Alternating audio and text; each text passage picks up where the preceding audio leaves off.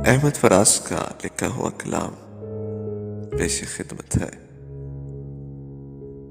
किस तरफ को चलती है अब हवा नहीं मालूम, हाथ उठा लिए सबने अब दुआ नहीं मालूम।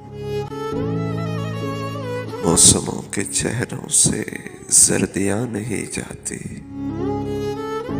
फूल क्यों नहीं लगते खुशनुमा नहीं मालूम। रहबरों के तेवर भी रहजनों से लगते हैं, कब कहाँ पे लुट जाए काफिला नहीं मालूम। कब कहाँ पे लुट जाए काफिला नहीं मालूम।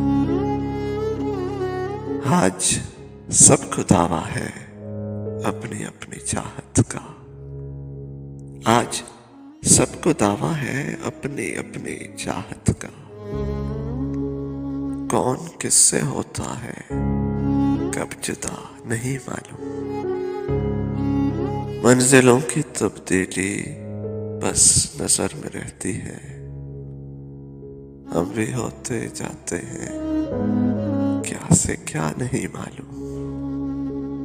हम फराज शेरों से दिल के जख्म भरते हैं, क्या करें मसीहा को जब दवा नहीं मालूम।